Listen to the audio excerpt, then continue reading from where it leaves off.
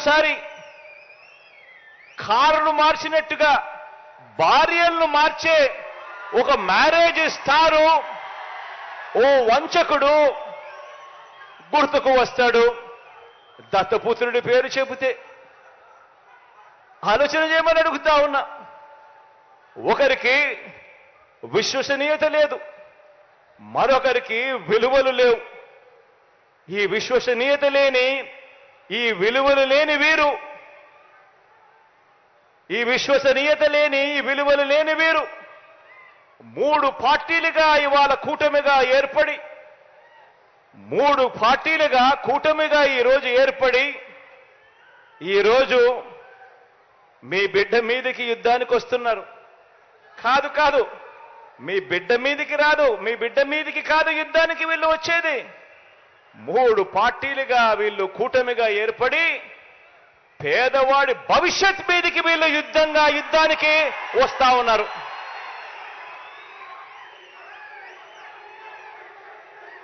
ఇదే ముగ్గురు,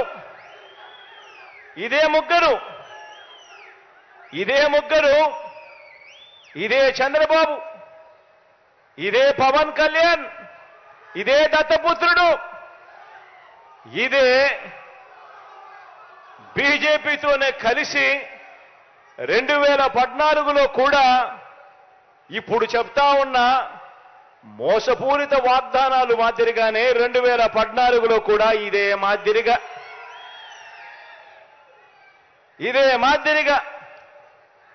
2014లో కూడా ఎన్నికలప్పుడు ఇదే ముగ్గురు ఒకటయ్యారు. ఇదే ముగ్గురు ఒకే స్టేజ్ మీద కూర్చున్నారు. ఇదే ముగ్గురు ఒక కూటమిగా ఏర్పడ్డారు.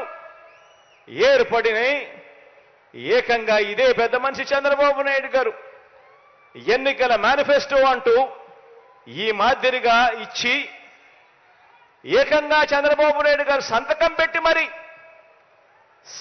పెట్టి మరి ఈ మాదిరిగా ప్రతి ఇంటికి కూడా పంపించాడు ఈ పెద్ద మనిషి చంద్రబాబు గారు.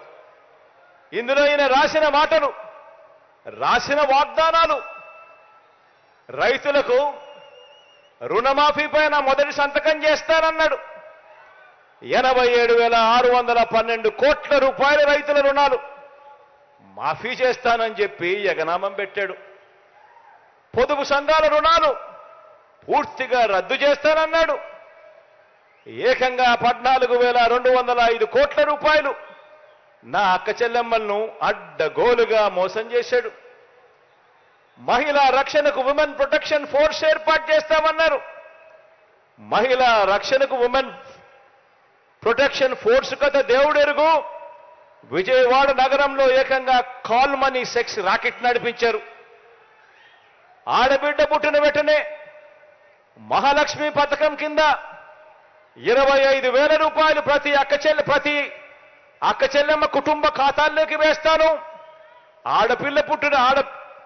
ఆడపాప పుట్టిన వెంటనే అని చెప్పి వారి బ్యాంక్ అకౌంట్లో డిపాజిట్ చేస్తాను అని మహాలక్ష్మి అనే పేరు పెట్టాడు.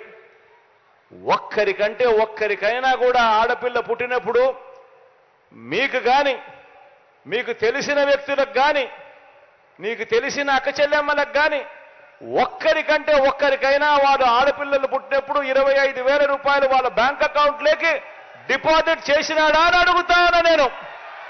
ఇలా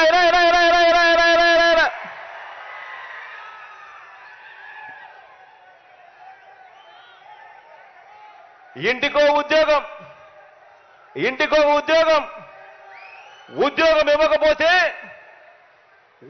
ఇవ్వకపోతే ప్రతి ఇంటికి 2,000 రూపాయలు నిరుద్యోగ భృతి అంటే సంవత్సరానికి 24,000, 5 సంవత్సరాలు అని అంటే దాని అర్థం 1,25,000 రూపాయలు.